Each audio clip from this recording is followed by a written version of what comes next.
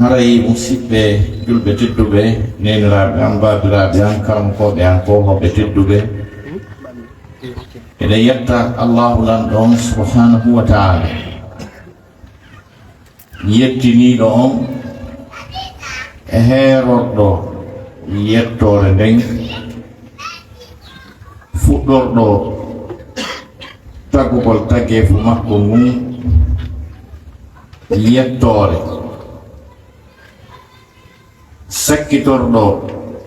ñawore motteɗen fof ñande dalngal yettore o wi alhamdulillahi fatiri samawati wal ard o wi kadi wa qudiya baynahum bil haqq wa qila alhamdulillahi rabbil alamin bimana yettore wonanimo kanko Allah subhanahu wa ta'ala taguɗo kammule ɗin jeɗɗi e leyɗele ɗin jeɗɗi ñande kadi o ñaawi tagore makko nende fof mayre nokku ka suka o wonno jangude ɗon ka annode sortu zumar so gayni yawde kadi tagorɗe naatoɓe aljanna naaki aljanna naatoɓe yiite naaki yiite ɗon kadi ko alhamdulillahi rabbil alamin woni ko sakkitorte ko ɗum Allah daali wa qudiya baynahum bil haqq wa qila alhamdulillahi rabbil alamin e yettima ko yettiniɗo kadi si tawi a yettimo ko hanaɗo yettede si a yettimo ko o yettiniɗo sabu ko o waɗɗuɗo ko o yettirte si goɗɗo ari barñe ɗo o ñammini kala weelaɗo ha haari tew o holtini kala holɗo ha o wi yoni o ñawdi kala nawnuɗo ha o selli oɗo si a faala wimo o jarama sa faala accu ɗon o waɗi ko o jarnire kanko Allah subhanahu wa ta'ala oɗo bajjo seniɗo ko o moƴƴiɗo e tagefu makko ngungu fof makko ko ɗum waɗi e ka sortu fatiha on andi e ndeɗo Qur'anane nde yoto nde fira e hoore mayre tafsir on fof ko ɓuri sellude ko tuma nde aya firi aya ko ɗum wasi tafsir Cheikh Mouhamed Al-Amin Sengheti on woni tafsir e mutamayyiz c'est-à-dire tafsir e ɓanguɗo yaltiti e dow tafsir jeɗen nde fof majje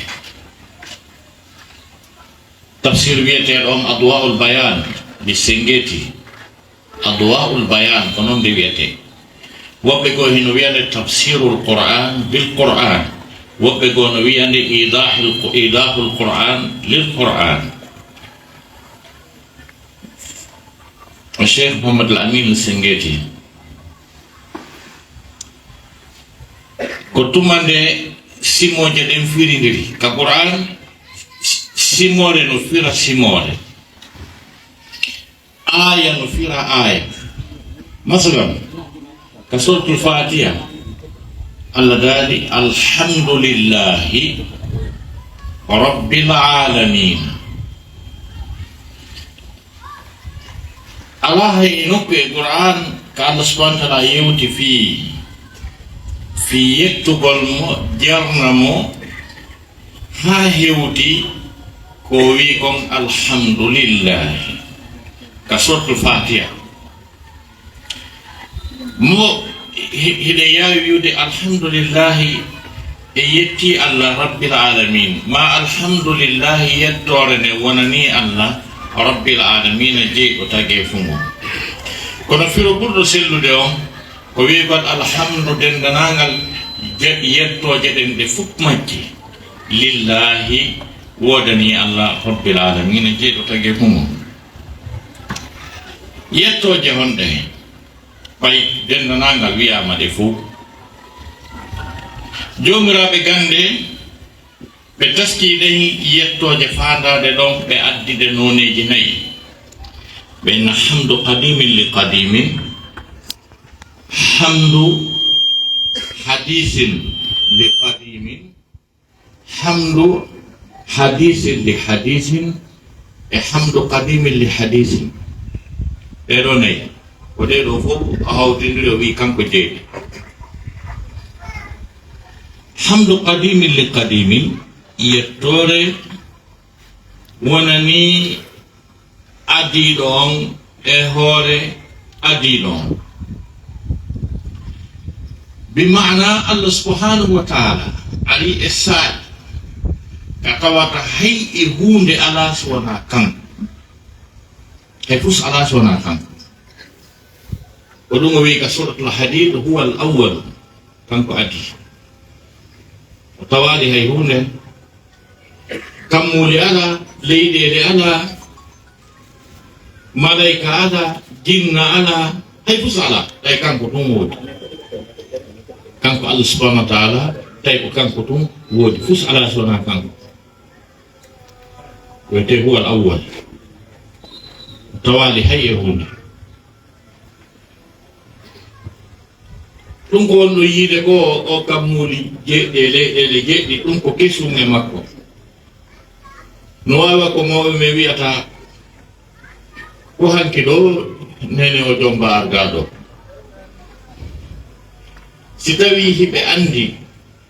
nene on jombaɗo adda ɗon hiɓe andi ben nene on ɗon hiɓe andi soro nene on ɗon hiɓe wawide ko hanki ɗo nene o jombari ɗo ka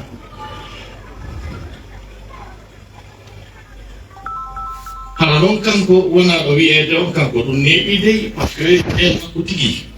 kanko are neɓanimo kono andunoɓe ben yumma makko e soro ben ɗon ɓe wiye ko hanki ɗo nene o jombaɗa parce que en anda tan waɗɗo on tawi ko patron on tum woodi hunde ala on tan ɗon si hewtoye tan waɗugol kammul ɗi jeeɗe leyɗe ɗen jeeɗi koɗo so wi koko fuɗɗuɗo ɗum badi'u samawati wal ard badi'u samawati wal ard kankoni fuɗɗuɗo kammul ɗi jeeɗe leyɗe ɗen jeeɗi joni noon fewno tawno hayye hunde ala ko kanko tum woodi on say ko kanko yettitoto o ala ko yettamo ko ɗum no wiyete yettore adiɗo o wonande adiɗo ɓay noon o tagoyi tagefu mum ha kasi ngun tagefu wiyete hadis kesum newal ko waɗa ngun tagefu ɗon ngu yettimo kanko wiyete hamdu hadis li qadimi tagi fungu wi Allah jaram o wi ɗum ɗon kadi kanko jeeyi ay wiwɗen ɗum ɗon kadi kanko jeeyi l'essentiel on nawi kol hito mon towi ko si yimɓe ɓen nani si ɓen no nande mo wolde ko ni hay sito mon to walima o ɗum tampinta hay ɓe fatma si hito mo fanɗiɓe ɓeyda si fanɗiɓe ɓeyda han si yimɓe ɓen nani woni wano wirden noon e yimɓe ɓen kañum kadi taga ngun kadi si ngu waɗirani ko moƴƴi albarka o jarama hade men dari kadi o fi oto ha leeri ɗiɗi men en dari ɗo ne jawe ɗo men naboram si ɓe nabbiɓe ha ɓe hewtoyi ɓe tippiɗe ɓen on jarama albarka Allah wi ɗum ɗon kadi kanko jeeyi kadi ko windiranten kon en jarama kanko jeeyi par ce que ko kanko tagi mo wiɗa jarama o ngal otoal ngal o affirma ɗon ko leydi makko ngal moƴƴinira essence ko ngal yari kon ha ngal hewti ɗon ko kanko jeeyi ndiyam ko lowete maggal kon kanko jeeyi o winno kadi kanko jeeyi si iwi ɗon kañum kadi ko kanko Allah tigi imo mo jarna jiyangel mo wiyete hamdu qadimin li hadisin mo wiya yimɓe ɓe jarama i'malu ala Dawuda shukran o jarama mowiya inna wajadnahu sabiran ni'mal abd innahu awwab jiyaɗo moƴƴo waɗiɗo ko ɗum ɗo fof hawtodiri wi'a alhamdulillah mais goɗɗo yettirtake ni to goɗɗo no wiiri ni ɗum a jarama ni tum hara waɗi goɗɗum ka goɗɗo yettirtake ni ko ɗum waɗi so wi alhamdulillah dennanangal guertoje ɗen fof wonani Allah ko ɗum o waɗi rabbi jeyɗo ne'i alalamina tagi fo mum fof makko ko ɗum noon o yettira ko ɓay ko o rabbil alamina waɗi si alhamdu ali ko rasmini on ko ayeje ɗen woni firindirde mais o rabbil alamina ɗon no yaaƴigoy par ce que ko jeyɗo ne'i na jeyɗo tum an ko an jeyi ɓiɗɗo ma on kono ɓiɗɗo ma on a jeyimo ha ɓiɗɗo ma on heɓi duuɓi 40 joni yo Allah on nan ɗo wi'u ngal ñallan ɗo hande dimanche on ɗo a halfinama yo ko ɓiɗɗo ma on fofata kon jon noon o pooɗa fofamo gon daro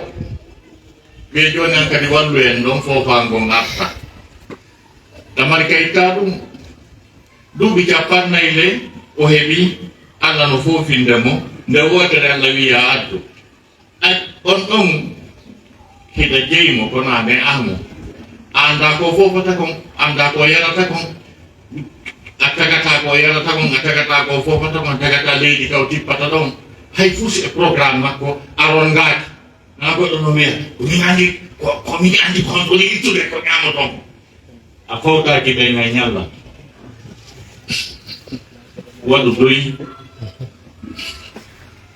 lawi ko kanko woni ɓe arsikude nahnu narzuquhum wa iyyakum ko minen woni ɓe arsikude e onon tiiɗi waɗu doyi si Allah subhanahu wa ta'ala jonnima heɓike ko ñaame ka townu ɗon balawal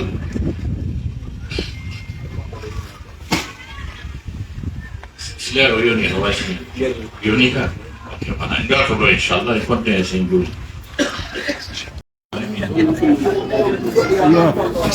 no wirden noon alqur'an o ayeje ɗen firindiray fay woni waɗen ɗo yettoje ɗe fof majje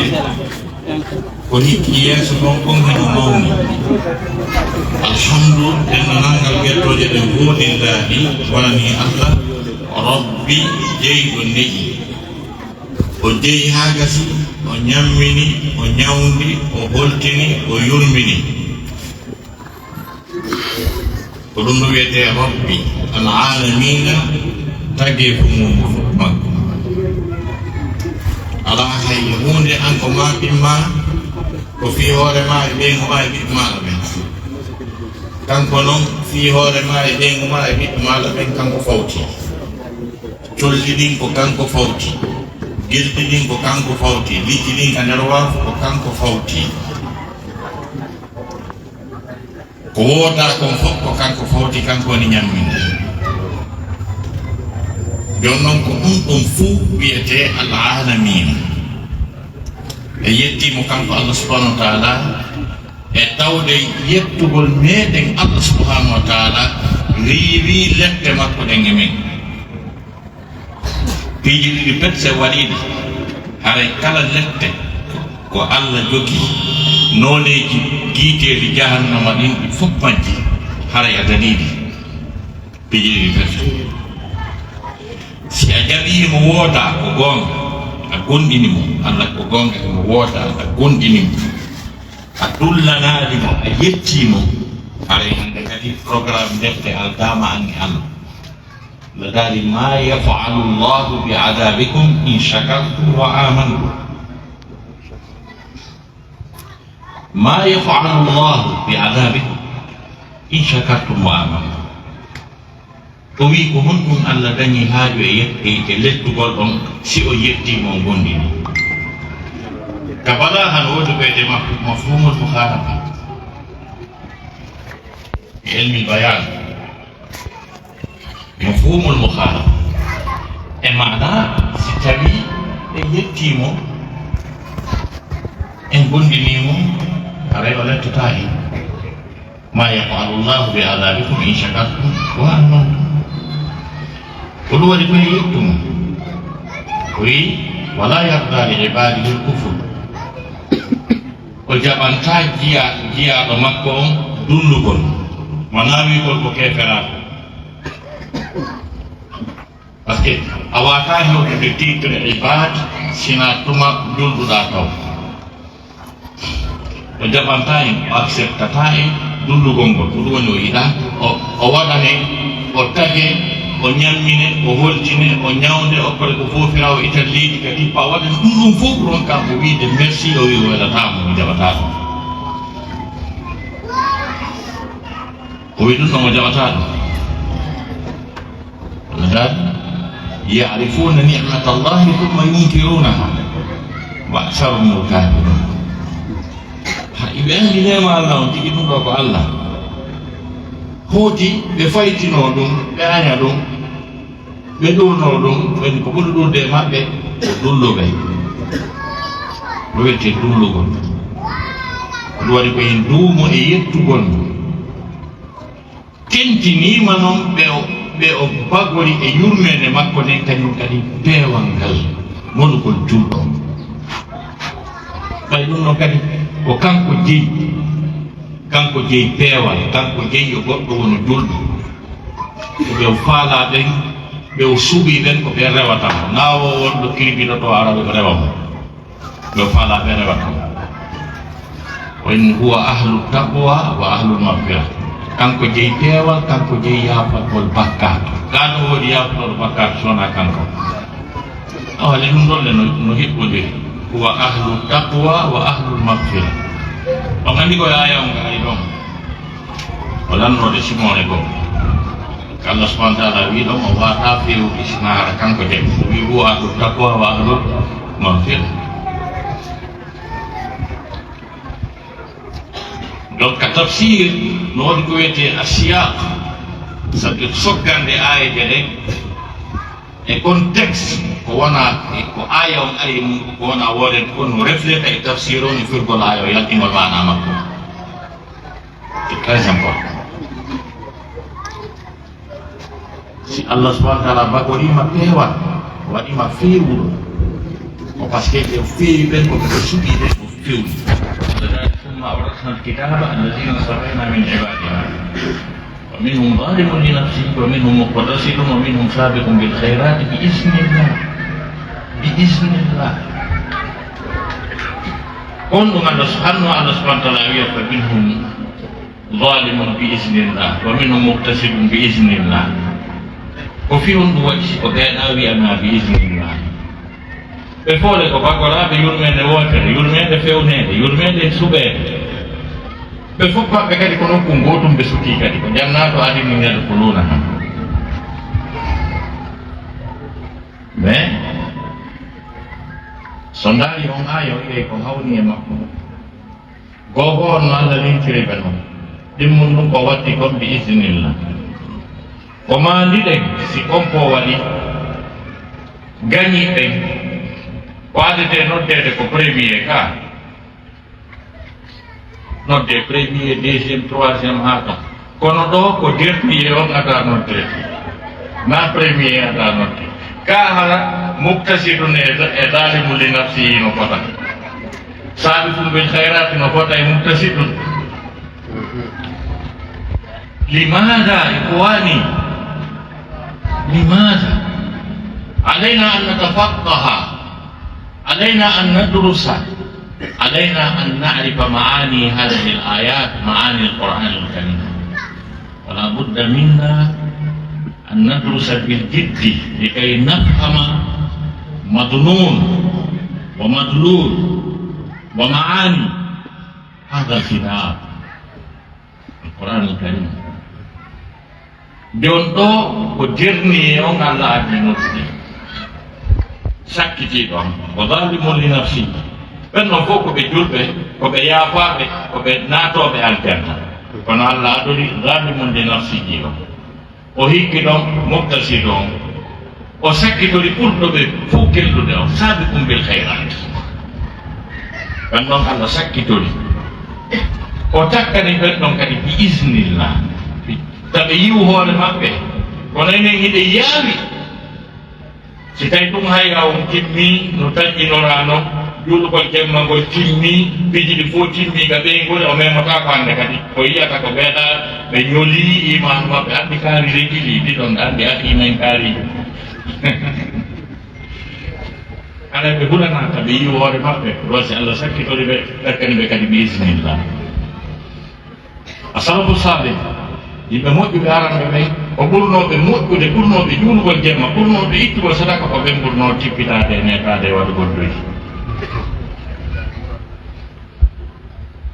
ɓen ɓurno yiwgol hoore mum wondema programme mum marsal mi jonna misal goto imam ahmad bun hambal fono andi ko neɗɗo moƴƴo fono andi ko gooho fono andi ko tedduɗo fono andi ko neɗɗo allah say basar kono hari cheikh om yankinare makko nden e tippitare makko nden e yiwgol makko wondema programme lakaram wasirali mum ay mo andirano ɗum seede mum ñande goo himo naafa jemma o hawre aya ko allah subahana taala daali wa badalahum min allahi ma lam yakunu yahtasibun feeñani ɓe ko allah ko sabbanoti o wulli o fesi o fesi ha ɓeygol ne sikki o wullay ha o maayi ɓe yahanoyi mawɗo kawtaldo makko ɗon baari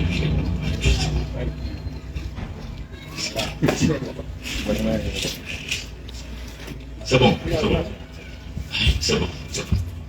aywa allah subhanahu akbar issata wondema nden nodda e yankinare e tippitare imam ahmad bun hambal nde o fesuno o fesi aya o nga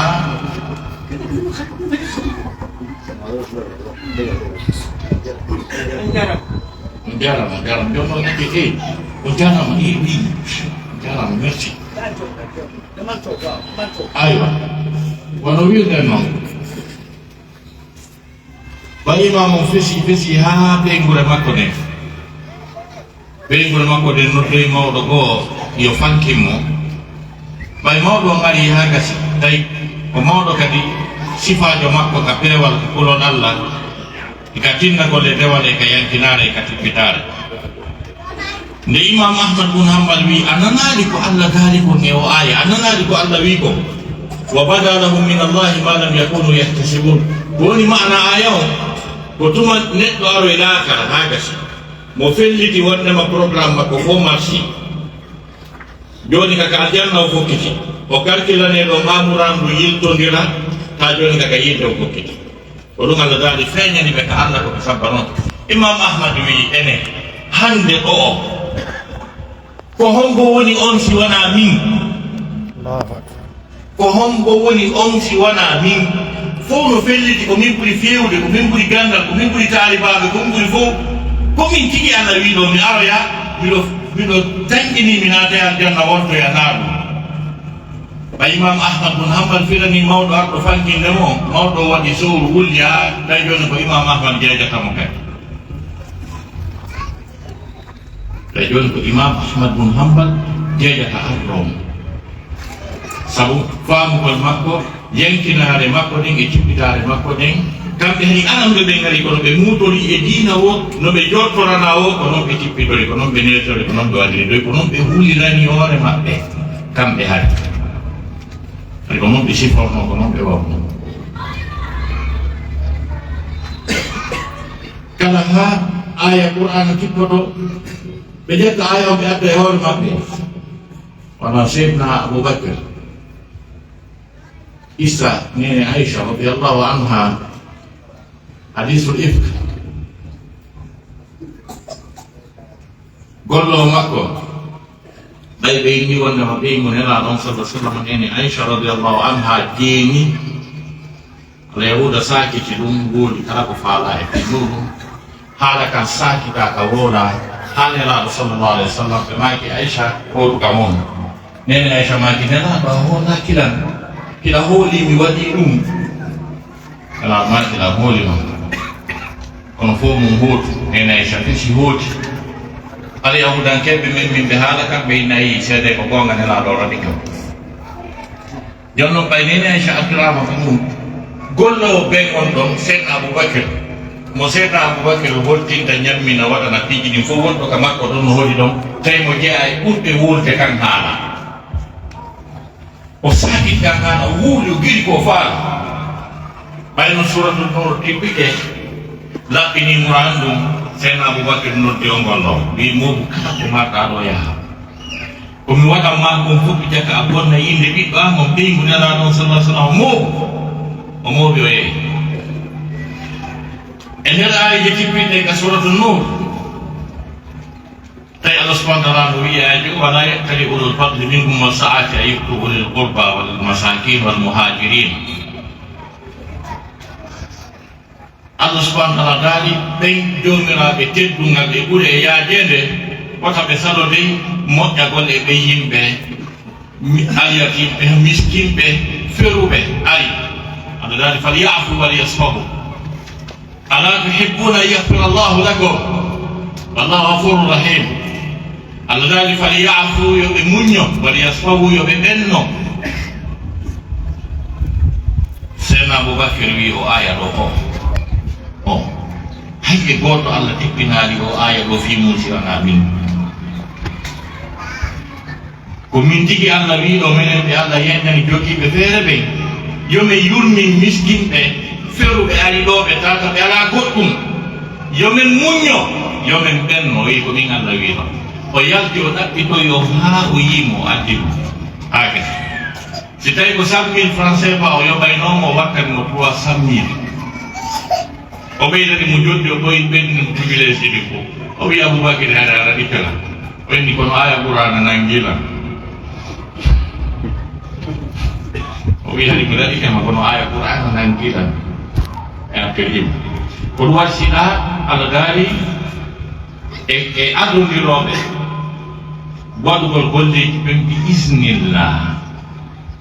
sabu ɗum e Allah subhanahu wa ta'ala ko waɗi ko yetto Allah e ɗo peewangal ande e mawɗo men on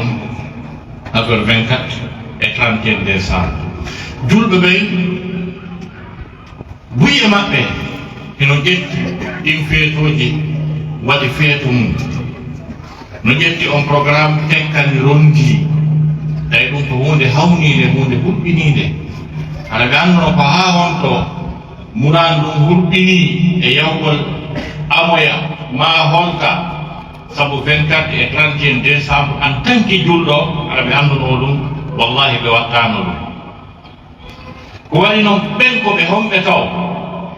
ahlul kitab ko ɓe homɓe taw telema sengo diina Allah kan taw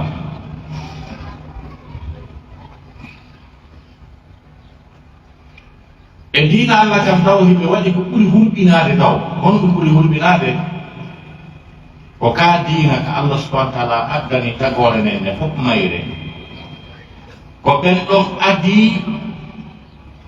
waylugol ko Allah subhanahu wa ta'ala tibbini ɗon moƴƴina geƴƴi ɗin e keferaako ɗum ka nder diina araka ka nder diina haɗi ara num ado maɓɓe no anda hino hefera ɓen hino julɓe ɓen ay no anda hino hefera ɓen hino julɓe ɓen probléme ala ado maɓɓe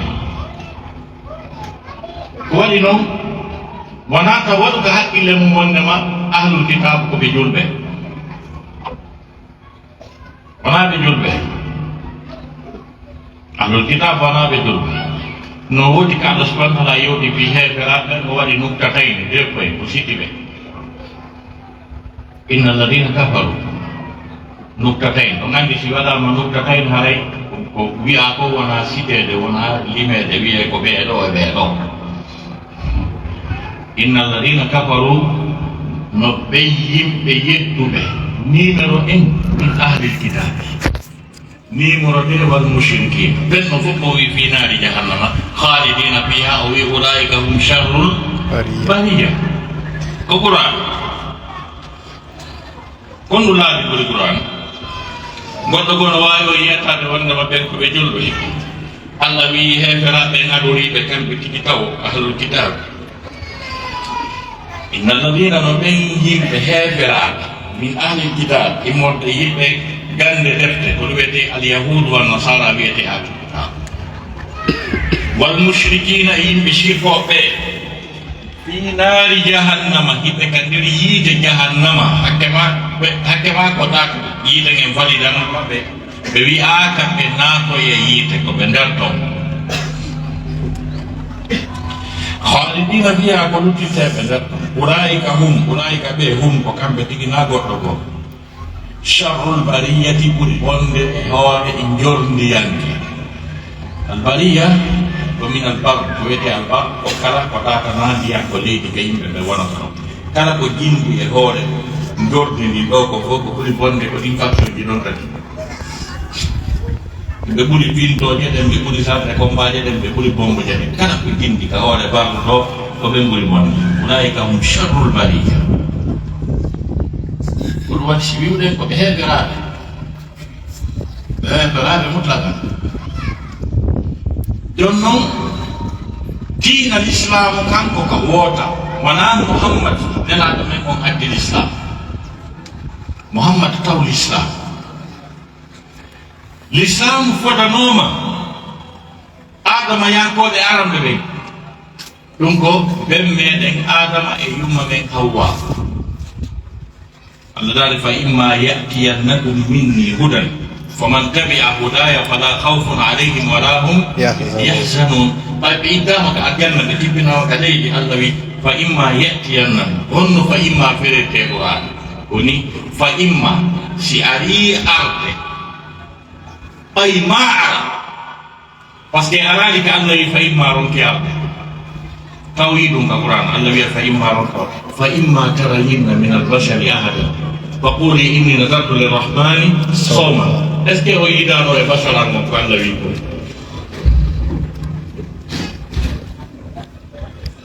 fa imma si ari arde en ɓaye ma arole minni immorde e an hudan peewal faman tabi'a kala jokkuɗo hudaya peewal anga ta'kiduji noye ayo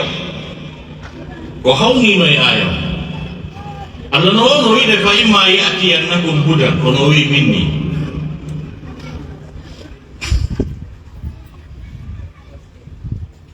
mo wono wiide faman tabi'a hudan kono wi hudaya ko par ce que bandije pusno woodi kereyoje hudaji ɓoyi hudaji ñamirɗi baso précise fa imma ya'tiyannakum minni hudan wa man tabi'a hudaya fala khawfun alayhim wala hum yahzanun on hudan wi'ano ɗon ko l'islam on non l'islam on ko aji arde ko e ɓen meɗen adama yumma men hawa gol waɗi dennanagal annabaɓe fof ala annabajo hay e goto ko ɓe nodditorta e inde alyahuda yagal e annasara yagal annabajo hay e goto wonaji alyahudankejo ma ɗum annasarankejo en tant que diina mustahil wata on ɓe fof koɓe wonno ko julɓe ɓe fof koɓe wonno ko julɓe no woodi konngol kutol ngol ɓe fof maɓɓe ɓe fottani ɓe wowli ngol ɓe wi ko ɓe julɓe Allah subhanahu wa ta'ala daali قل آمنا بالله وما أنزل علينا وما أنزل على إبراهيم وإسماعيل وإسحاق ويعقوب والأسباط وما أوتي موسى وعيسى والنبيون من ربهم لا نفرق بين أحد منهم ونحن له مسلمون Nabi wi'u mi gonɗini ko tippina e an kam e ko tippina e Ibrahima ko kañe Ismaila Ishaq e Yaqub e taniraɓe ɓen ɗon ɓen wa ma utiya Musa wa Isa e ko jonna kon Musa e ko jonna Isa wannabiyuna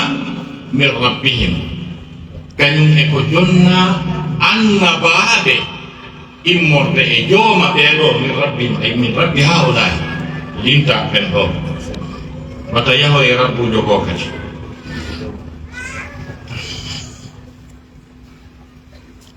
wannabiyuna min rabbihim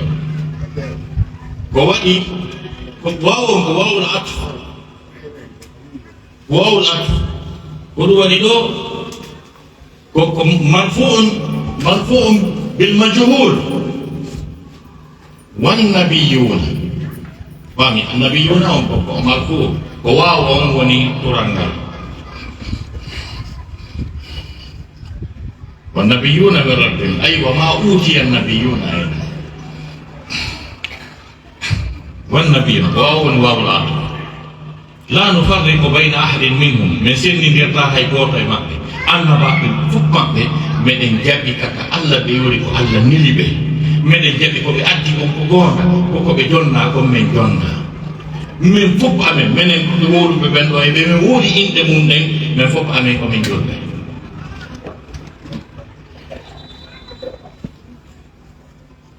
ko ɗum waɗi si annabi isa mo ɓe jokki o ɓe wi ko annasarankejo nabi isa nawa annasarankejo ko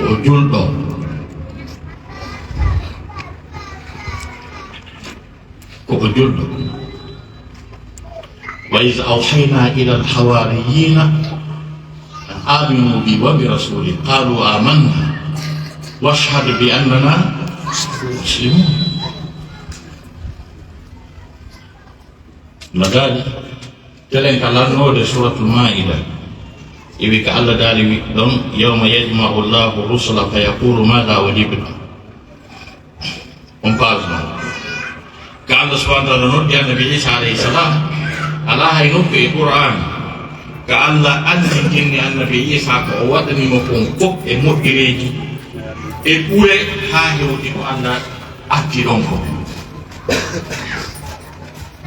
sifa mun no ka surat al imran kono ardali sifa no ardiri no ka suratul maida no Allah sifi nemaji kus ko Allah subhanahu wa ta'ala qala Allah ya Isa ibn Maryam uskur ni'mati alayka wa ala walidatika iz ayyadtuka bi ruhil qudus tukallimu an-nas bil mahdi wa kahla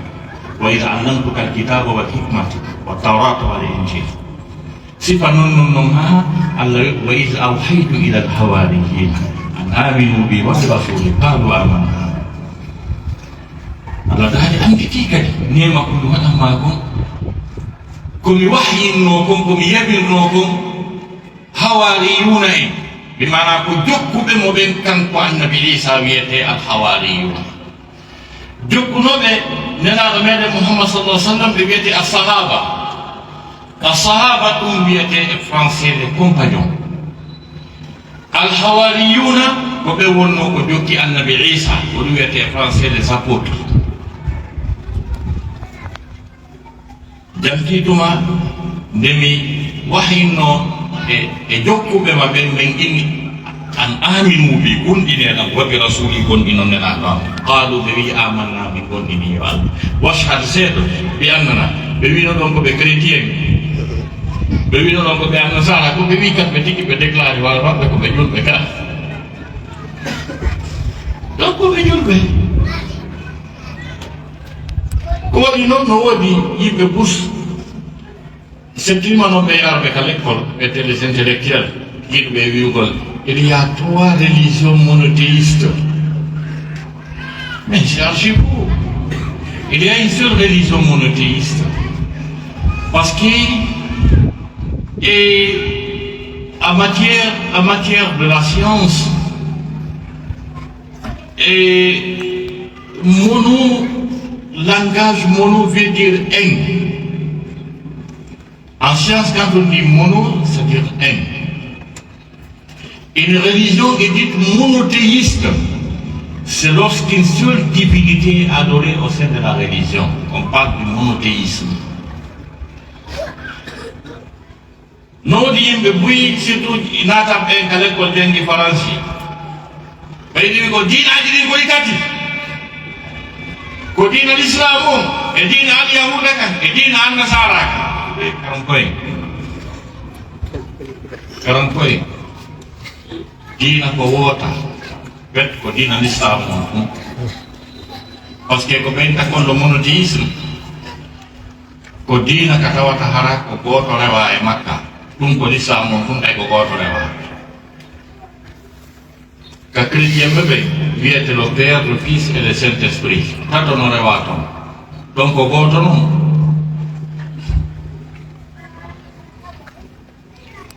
Annabi Isa no rewa, Ruhul Kudus no rewa, Lu Saint Esprit, Allah kan no rewa, woni tatotong. Ndi kale dong di kale Yahuda.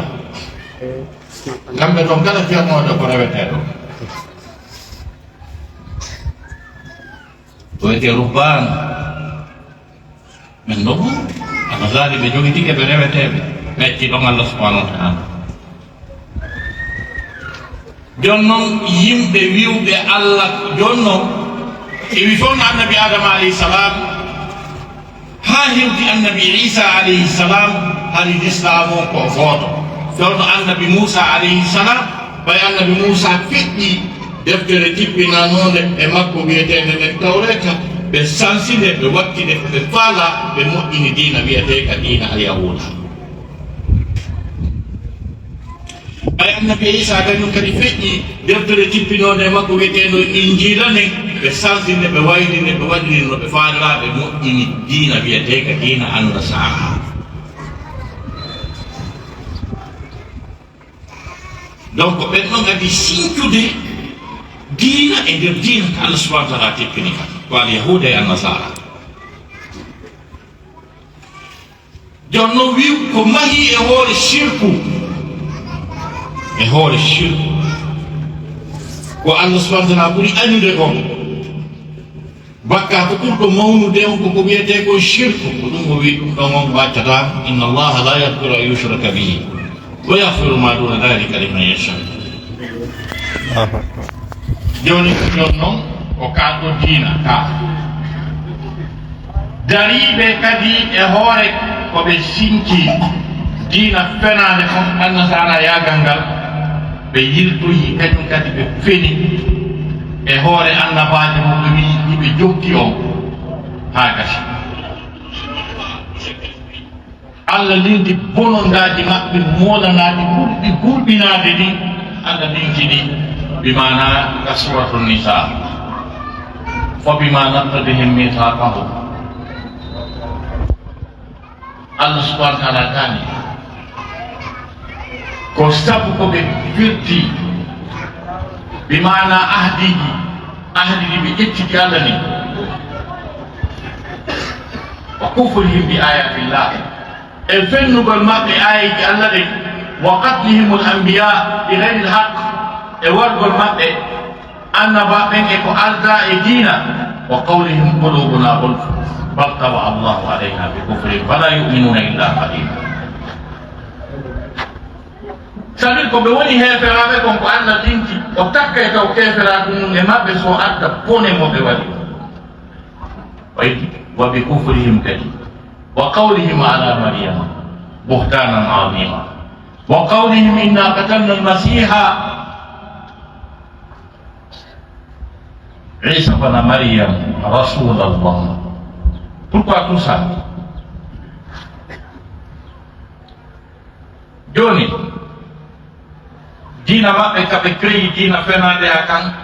ɓe mahi ka e hoore annabajo Allah jeyaɗo e ɓurɗo teddude annabaɓe par ce que annabi Isa na annabajo sama kala ɗo wi Allah no ɓurdindi annabaɓe ɓe fottamaɓe gore fewu ɓe ɓurdi few no woodi yogay annabaɓe tawa ko ɓurani ɓe ko ɓe won simple jeyaɗo e mofte annabajo go e dinde ɓe woni annabi annabaɓe ko yelino kede ɓe wonata ɗum ka mofte nelaɗo e dinde ɓe woni annabi tana ede mofte ɗo ɓe jeeya annabi Isa alayhi salam ko annabajo kowojo ko annabajo tedduɗo bani annabaɓe bani Israila ɓen fof ko kanko ɓuri teddude ɓe heɓali wa makko ɓe heɓali wa Isa alayhi salam tawa e ulul azmi Allah daari ko waddilani e ahlul kitabu kon ino mawni ko waddi men kon ino mawni o wi no jeeya e ko waddi men kon wa qawlihim inna qatalna almasiha Isa ibn Maryama Rasulullah ene si Allah wino ɗum wa qawlihim inna qatalna almasiha aɗa andaka ko hombo ma so wino ɗum wa qawlihim inna qatalna Isa aɗa andaka ko hombo mais kono ko titre ji makko ɗin grade ji makko ɗin nan wi kadi ɗum no fof ko titre ji makko ko valeur makko almasiha ko titre isa bana maryam isa joni hanande on kono hara ko isa on ko ɓiɗɗo maryama on ko par ce que nene makko kañum kadi ko goho ka o maryamajo ɗo mi maryama ɗuɗɗo gogore wiwgol maɓɓe wondema ɓe wari almasiha ɓe wari isa ɓiɗɗo maryama o yilti allah addani mo ɗo kadi titre kadi o wi rasulallahi nelaɗo allah on kadi ɓe ɗum ɗo ɓen allah ko ɓe wi ko ɓe wari o jogiiɗo ɗi grade ji ɗo fof ɗi titre ji ɗo fof o wi ɗum wela allah min allah wa qawlihi inna qatalna almasiha isa bna maryam rasulallah wama qataluhu wama salabuhu walakin shubbiha lahum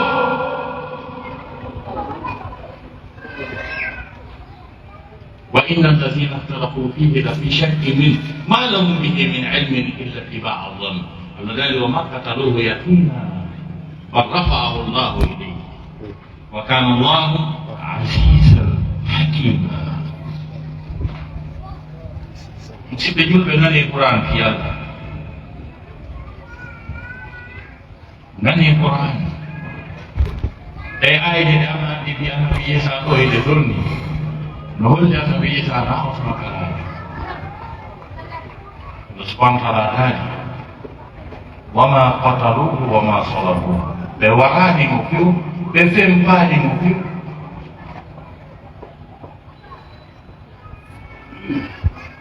قال ولكن شبه لهم نانتينا نابتون بيمبه لوربه فيهم في أورامك أوراك وهنو على ذلك بيمبه يرسيك مونا نادي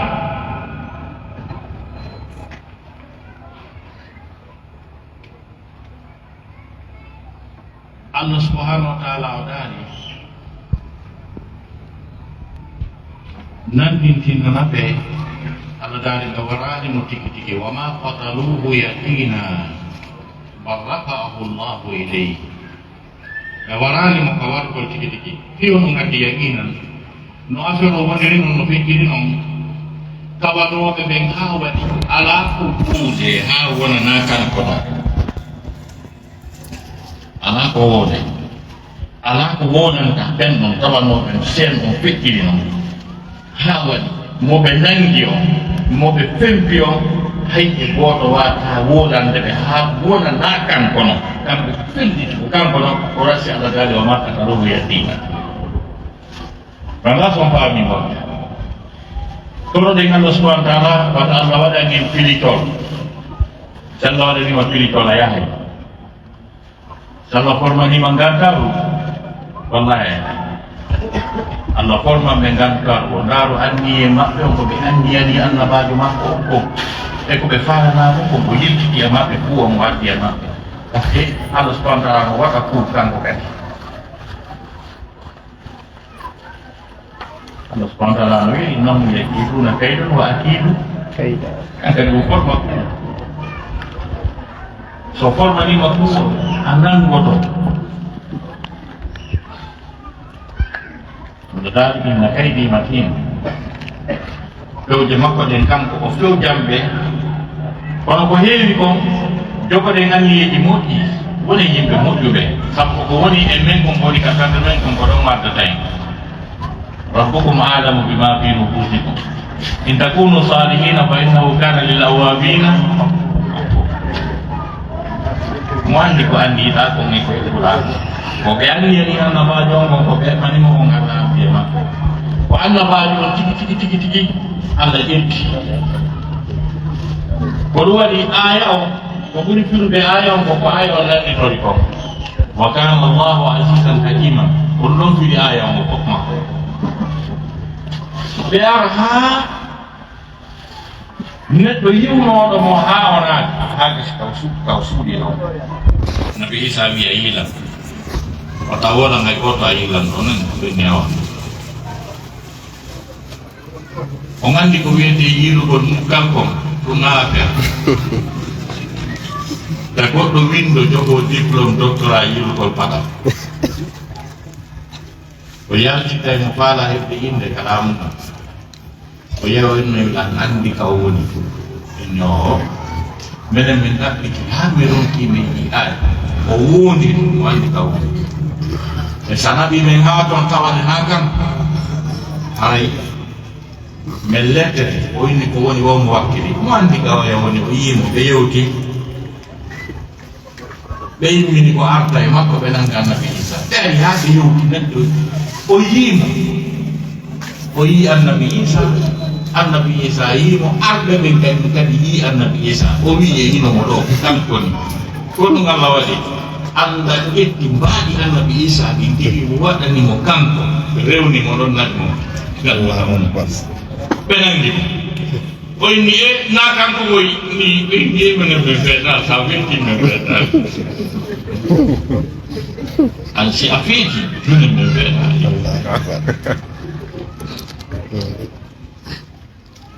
joni no tuma e misal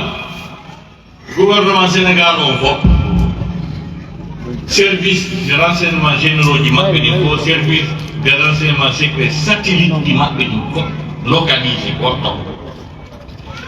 unité di mabbe armée di fop sarde combat fop atte hagasa ka won do tayi mon don netti de andi mo don yahi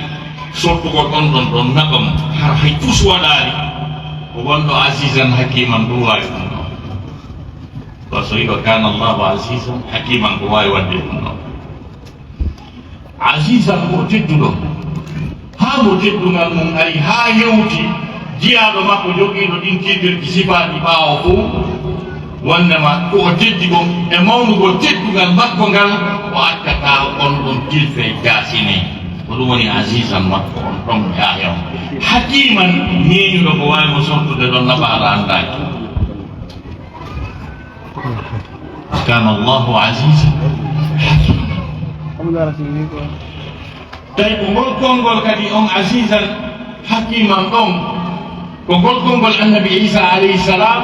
faadora fattoranade en waɗuɓe mo ɗum andi ton annabaɓe Allah ɓen no yaaji ɓernde ɓe yaaji ɓernde ɓe yurme ko ɗum sa windi e daa'i jannowo diina ma noddo faade e diina ta ɓernde ma ne sokotade faadu haɗan woni amironki o yiyay an woni amiron waji kam amironki o yiyay ɗum ɗo ko bandi ko ɓurko bandini ɓe ko fewata aduna ɓe jokkata sunu imanuji maɓɓe ɗi ñolino hande dalngal o yiyay no an naadayi wata toujours hala a yurme o yaali kissa o yaka ka sorti yasin ka wa jaa min aqsa almadinati rajulun yas'a qala ya qawmi ittabi'u almursalin ɓeɗo gandi on ɓe nangonomo ɓe piimo ha ɓe yaaɓi mo tetikki makko ɗi yaltiri kala wuddere wonde e makko ɓe piimo ɓe waymo ɓe yaaɓi mo ɓe lettimo ha ɓernde maɓɓe ne ɓutti ɓay o maayi sur place Allah ƴettimo ɗum deddali mo ha aljanna on ɗon naati ka aljanna tawi no sumi on noon tum naati aljanna tawi no sumi ɓay o naati ka aljanna tawi na nemaji ɗin ka aljanna anini mo maafino ko ɓe piiɓe mo ɗo ha teteki makko ɗi jalti ko honno ɓen kadi artata ka waali ɗon ɗum ahli qala ya layta qawmi ya'lamun bima ghafara li rabbi wa ja'alani mukarraman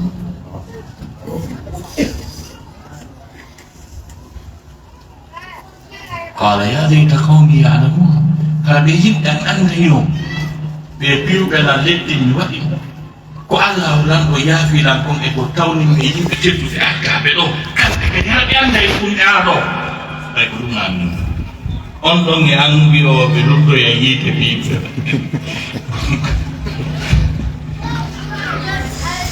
kon gotum jon noon annabi Isa ɓe anni ɓe nangi kon fempam ha gasi fempam lettam ha o maaya ko ɓen o pleitani ƴeygani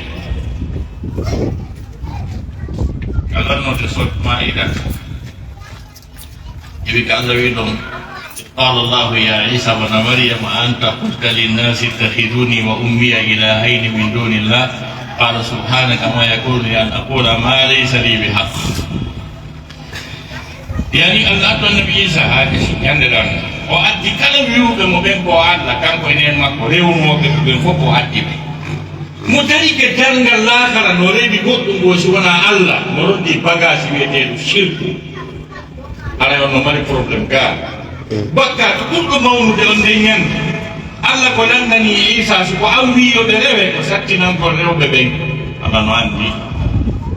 par ce que ko jaabi kon إن كنت قلته فقد علمت تعلم ما في نفسي ولا أعلم ما في نفسي.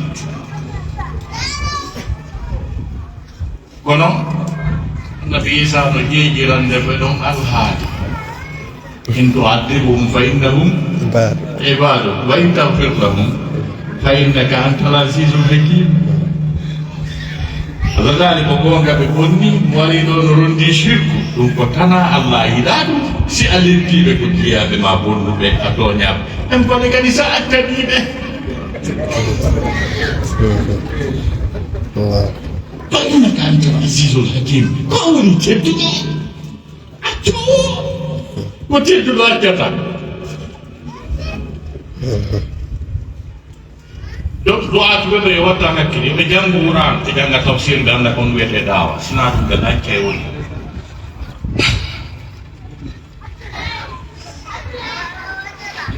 donc ko kongon wal Allah wi mo tay so wi mo wa kana Allah azizan hakim kongon o mankiri tagu do bi fatano ragol be al hal ani do wi atake direct Allah accam situation mo nurdi ana ada saat ni be ko woni teddudo susah wiide accam ono ko alhaali mais no ko wonki makko ka ɓerde makko yo ɓe accani e hoore ko ɓe bonni ko ngiɓe dari yeeso Allah jon non ko ɓen yiwɓe wondema ɓe fempi annabi Isa nden fempande nde ɓe fempimo ko ɗum wiyete christification leggal ngal ɓe fempi e mum ko ngal wiyete la croix mo ɓe wi ɓe fempi on ko wiyeteɗo Christ dina heeɓi kay ɗum ka wiyeteɗo christianisme jokkoɗo ɗum ɗum wiyeteɗo chrétien kan boy wonɓe ɗe bankaɗe ɗi tanaji ɗo fof si ɓe nangi feeto a jokkiɗo gara anda ko jokkuɗa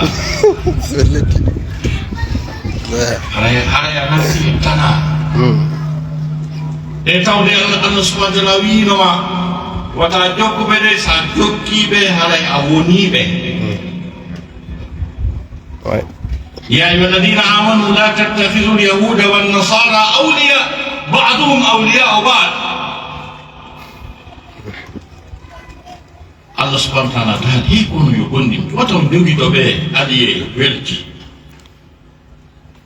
yoga e maɓɓe e dow yoga ko ayruɓe Qur'an wi kala jokkuɗo ɓe e mo'o haray ko e maɓɓe ƴeya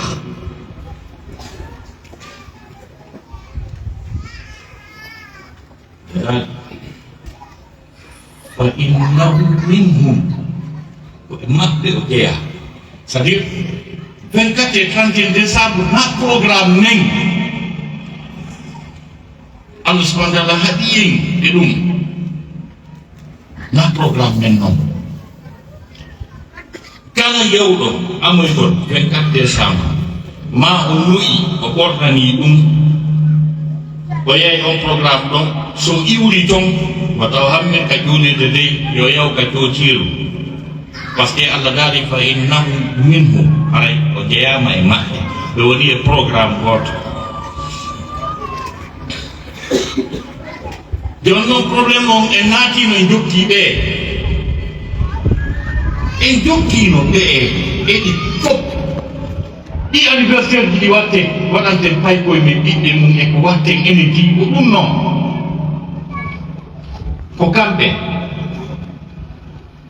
par ce que ko ɓeynata 24 ko anniversaire jibinede annabi Isa alayhi salam ko sabon anniversaire mo annabi Isa mo ɓe waɗanta annabi Isa ko on ɓe waɗanta hoore maɓɓe kadi ina waɗande ɗum ɓiɓɓe men ɓe ada hande fay ɓe garay ɗo ɓe waɗay ɗo anniversaire mawɓe o maki ɗon ko mawni haray ɓe yehi fi gatore nden nden gatore ɗon koɓe faali ko tew annabi Isa o par ce que ɓe inni wondema o wakkilike o jonni hoore makko o fempama ƴiƴam makko ɗan looti bakkatu tagore nden nde fof mayre jon ko tew makko on ɗon ko ɗum woni nden gatore nde yiyata ɗum donc kamɓe ɓe ɓe adda e beere kadi beere nden ko inni ko ƴiƴam makko ɗam waray ko fi gatore nden naggana ara yewtike fay ɓen ɗo noddi enge ɗum mawɓe o ngari ɗon ana ko wawde mawɓe o woni chrétien yeyga joltirude sanne nana ɗon anniversaire ko ɓe yira buusi sina kamɓe donc ko programme ni maɓɓe hande jokki ɗum ko wiyata o ko anniversaire ango cadeau anniversaire ango l'islam yiraka ɗum ko keferako ko ɓen jembina ko ɓen jokka o daali wa man yatawallahu minkum fa innahu minhum kala jogitiɗo ɓe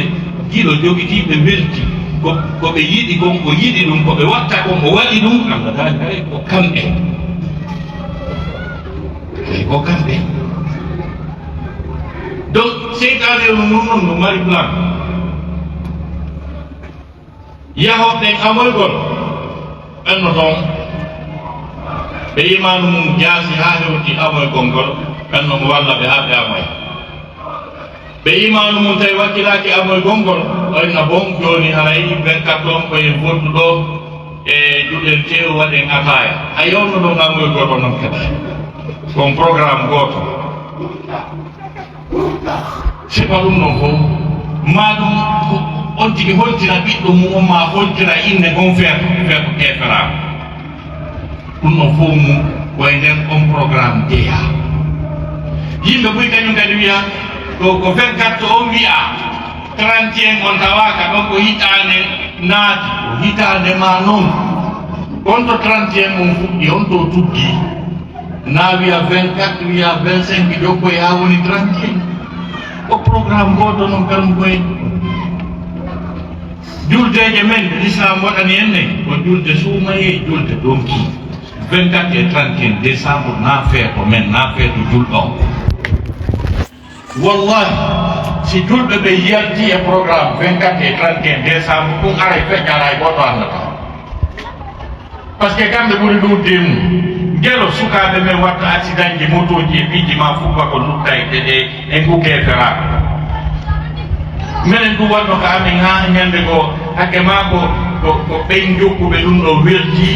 almami maɓɓe o wi yo julɓe ɓen ko noon o wolirta mo laɓa haala ha yo julɓe ɓen nerina men ɓe woɗa feeto amen gon andi o jagiri julɓe ɓen alhaali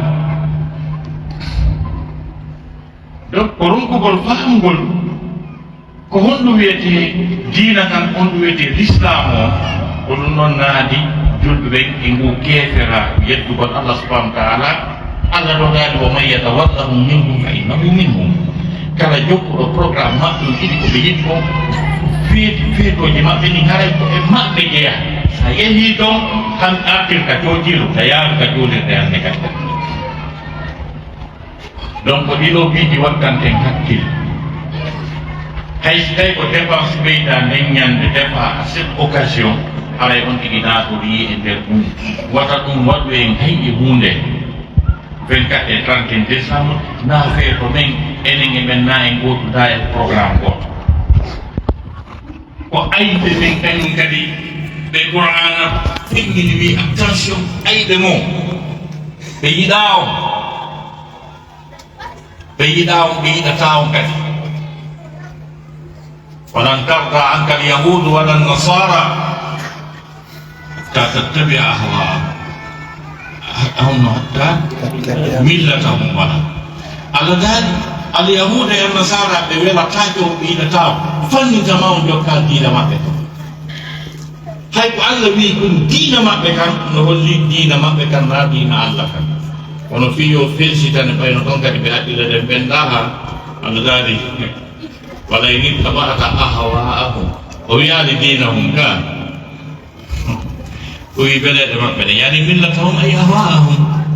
ko beleɗe maɓɓe ɗen ɓe yiɗatama ɓe welatake ma fannintama a ñamirani no ɓe ñamirta no yarira no ɓe yarirta no yiɗa ko ɓe yiɗi kon waɗa ko ɓe waɗa no wodi hande e julɓe ɓe luttirasi wona inde julɗo tan ɗo wiye jiwɓe julɓe ɓe tawata ɓe sendodira e jiwɓe portoɓe ɓe ka ɓornateri maɓɓe ka morɗi maɓɓe ka yaadu maɓɓe ka haala maɓɓe e ko ɓe ñamata ɗon e ko ɓe yarata ɗon ɗum heddorde e dina kam ka ɓe felliti ko ɗum ɗon wiyete pinal ɓe sikka ko si ɓe wayi no ɓe wayino ngare ɓe fini si ɓe wayi ɗi maana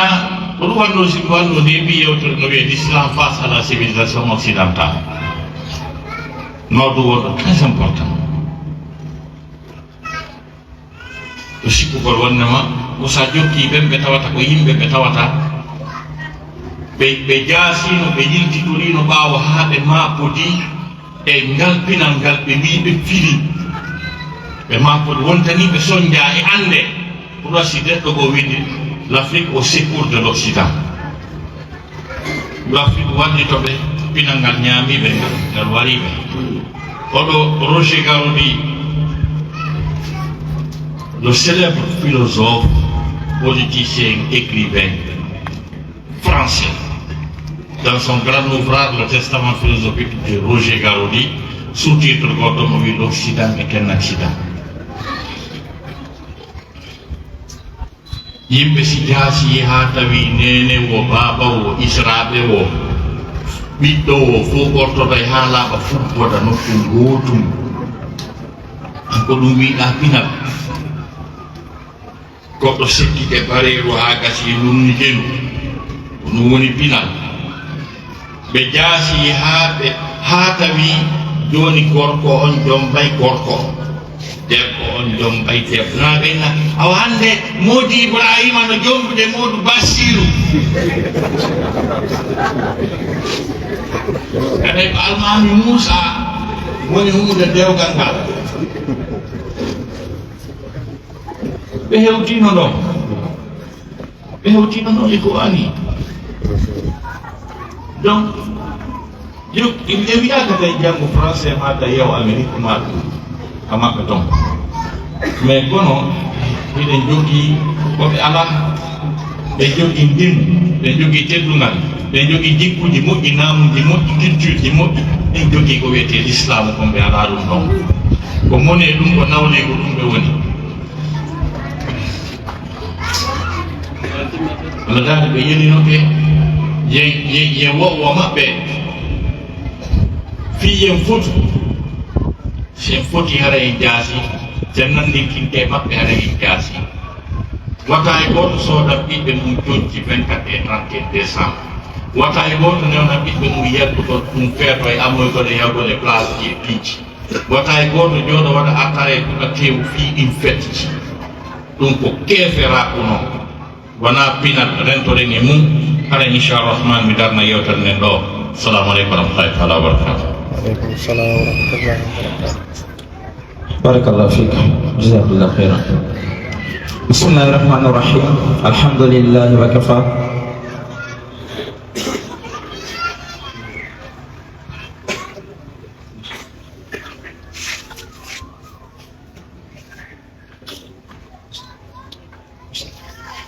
بسم الله الرحمن الرحيم الحمد لله رب العالمين ثم الصلاة والسلام على رسول الله وعلى آله وأصحابه أجمعين وبعد السلام عليكم ورحمة الله وبركاته مرة ثانية مصيبة جميلة دبي هراي إنني يوترندن هند الله بفص كلسان فلاني مبين كوي تنغال pular hala en ala enatu de mon inshallah laaɓi pos en nani si mbokki ñu ngi leen di nuyu di leen sant di leen wax ne muhaadara bi jeena mais sëñ bi lu mu si wax dañ koy tënk rek